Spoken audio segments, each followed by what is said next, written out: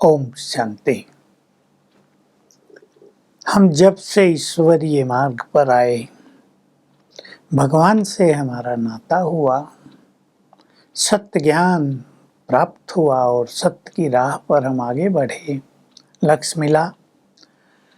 हमें ईश्वरीय शक्तियों से स्वयं को भरपूर करना है, जिसको स्पिरिचुअलिटी कहते हैं। उसका प्रैक्टिकल स्वरूप बनना है, रूहानियत का, अध्यात्म का। तो इसके लिए एक बहुत ही उत्तम धारणा है जो शिव बाबा ने हमें सदा ही सिखाई है। आज उस पर हम सभी का ध्यान खिंचवा रहे हैं। वो है निमित्त भाव, निर्माण भाव और निर्मल वाणी। किसी भी व्यक्ति की महानता उसके व्यवहार से परखने में आती है, दिखाई देती है। अगर किसी व्यक्ति में अहम बहुत है, वो सबको दिखाई देता है।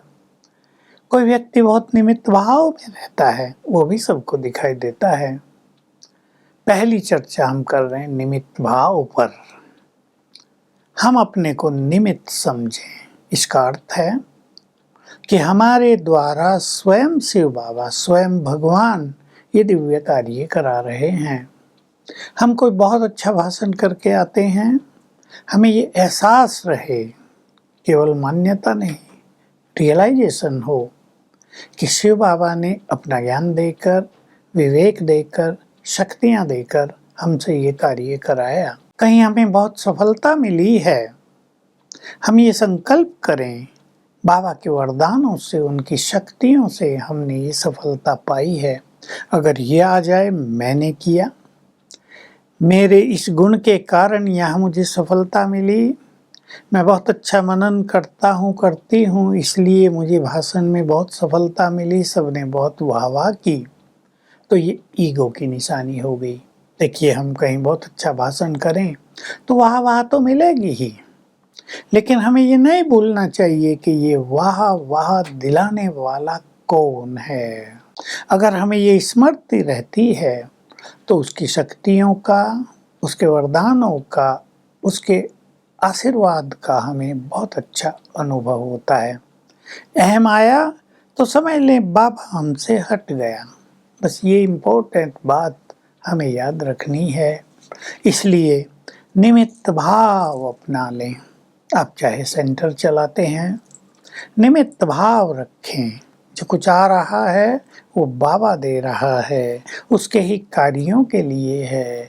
जो हमें योग्यता मिली हैं वो सब प्रभु देन है। उसका अभिमान हमारे अंदर आना नहीं चाहिए। अगर हमारे पास धन बहुत है, लौकिक की बात करें, तो हमें उसका अभिमान नहीं आना चाहिए। अगर हमारे पास परिवार बहुत अच्छा है, आपके बच्चे बहुत अच्छे हैं, सब सफल हैं, सब अच्छे पढ़ रहे हैं, अच्छे बिजनेस कर रहे हैं, अच्छे पदों पर पहुंच गए, तो आपको इसका अभिमान नहीं आना चाहिए। ये सब प्रभु के वरदानों से प्राप्त हुआ है। ऐसा निमित्त भाव यदि हम रखते हैं तो हम परमात्म मदद के पात्र बने रहते हैं। कहीं कहीं हमें बहुत सम्मान भी मिलता है, और बड़ी नेचुरल बात है। जो अच्छा कार्य करेंगे, जो सम्मान के योग्य होंगे, उन्हें सब लोग सम्मान देंगे ही, और देना भी चाहिए। लेकिन हम इसको भी प्रभु देन समझें, तो सम्मान पाकर बहुत उछल न जाएं, अति खुशी में ना आ जाएं, बाहरे में। इससे क्या होगा, यदि ऐसा होता है तो कभी अपमान का घूंट पीना पड़े, वो कठिन हो जाएगा। प्रशंसा होती है, बहुत अच्छी बात है, हमारी योग्यताओं की पहचान है, हमारे श्रेष्ठ व्यवहार, हमारे श्रेष्ठ कर्मों की पहचान है। लेकिन प्रशंसा पाकर हम इतने फूल न जाएं कि उसका अभिमान आने लगे। अगर ऐसा हो जाता है तो जब प्रशंसा की बजाय इसके विपरीत चीज़ें प्राप्त होंगी, लोग डिफेम करेंगे तो अवश्य कोई ना कोई, तो हम उसे सहन नहीं कर पाएंगे। हमारी खुशी लंबा समय चली जाएगी और हम यही सोचते रहेंगे, पता नहीं क्यों लोग हमें डिफेम करते हैं, पता नहीं क्यों लोग इतना बोलते हैं, लोगों को शायद बोलने की आदत पड़ गई है, शायद मेरी सफलता से, मेरी प्रशंसा से सबको ईर्ष्या हो रही है। ये संकल्प हमें चलेंगे और संकल्पों की गति फास्ट हो जाएगी। तो विचार कर लें, जो भी कार्य हम कर रहे हैं, चाहे स्थूल भी कर रहे हों, उसमें सफलता, उसमें कुशलता, वो ईश्वरीय शक्तियों से हमें मिली है। और एक बात बहुत अच्छी तरह जान लें कि हम सब पुरुषोत्तम संगम युग पर हैं, ज्ञानी आत्माओं को ये मालूम है। और इस समय स्वयं भगवान युग बदलने आए हैं, वो सत्य ज्ञान दे रहे हैं, और उसने कुछ आत्माओं को निमित्त बना दिया उस महान कार्य के लिए, उन आत्माओं की योग्यताओं को देखकर। इसलिए इसको क्यों बनाया, मुझे क्यों नहीं बनाया, मैं भी तो योग्य हूँ, इसने क्या किया, इन उलझनों में हमें जाना नहीं है। वो सर्वज्ञ है, त्रिकालदर्शी, हर एक के आदि मध्य अंत को जानता है। इस बात को जानकर हम उसके सिलेक्शन में संपूर्ण विश्वास रखें, निश्चय रखें कि जो उसकी कार्य करने की विधि है, जो उसकी प्लानिंग है, वो परफेक्ट है। कईयों को ऐसा भी होता है, ये क्या हो रहा, वैसा क्या होगा, नहीं, उसका यज्ञ है, युग बदलने का कार्य उसका है, हम तो केवल निमित्त मात्र हैं ना।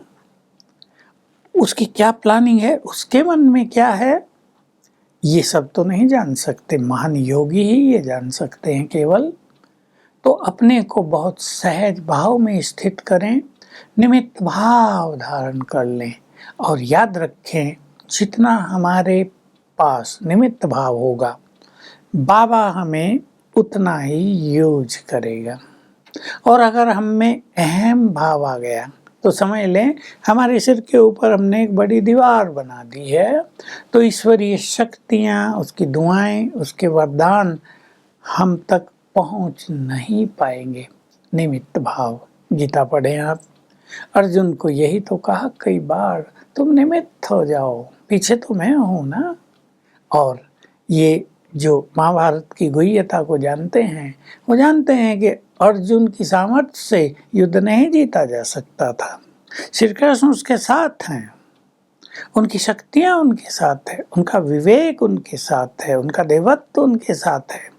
इसलिए उनकी गाइडलाइन में पांडवों की विजय होती है। सोच लो, अगर वो उनके साथ न होते, वही युद्ध की बात आप सोच लें, अगर श्री कृष्ण उनके साथ नहीं होते तो युद्ध में उनकी कुछ भी चलने वाली नहीं थी। और ये भी आप देख लें, जहाँ जहाँ अर्जुन ने श्री कृष्ण की बात अनदेखी की, वहाँ उन्हें कष्ट हुआ। चक्रव्यूह रचा है द्रोणाचार्य ने, और अर्जुन को दूसरी सेना ने चैलेंज कर दिया। जो चैलेंज कर देता वहाँ उसको जाना है। कौरवों की चाल थी कि अर्जुन को दूर रखा जाए, वही चक्रव्यूह को भेदने की विद्या जानते हैं। श्री कृष्ण ने उसे कहा कि हर चुनौती को स्वीकार करना जरूरी नहीं है, तुम युद्ध के इस मैदान से हटकर दूसरी ओर न जाओ, ये कोई चाल हो सकती है। लेकिन उसने नहीं समझा, ये उसका अहम था, और अभिमन्यु मारा गया। तब उसको याद आया कि हमें श्री कृष्ण की सभी बातों को स्वीकार कर लेना चाहिए। वो सब कुछ जानते हैं, उनके पास ही सर्वश्रेष्ठ विवेक है, वो परमात्मा का स्वरूप उनको वहाँ दिखाया गया है। तो हम अपने को निमित्त मानकर इतना समर्पित कर दें परमात्मा के समक्ष कि वो जैसे चाहे हमें यूज कर सके। विचार करना इस बात पर, और अपने कार्य करने के बाद जो सफलता हमें मिली, जो नेम एंड फेम मिला, जो सम्मान हमें मिला, उसको भी शिव बाबा पर अर्पित करते चलें, तो बहुत ही अच्छी स्थिति हमारी बन जाएगी। और जैसा मैंने कहा, सफलता बढ़ेगी, बाबा हमें ज़्यादा यूज करेगा, उसकी ज़्यादा शक्तियाँ हमें मिलने लगेगी, और इस जीवन में एक अलौकिकता का आभास निरंतर रहेगा, डीप रियलाइजेशन रहेगा कि निमित्त भाव रखने से क्या क्या होता है। ओम शांति।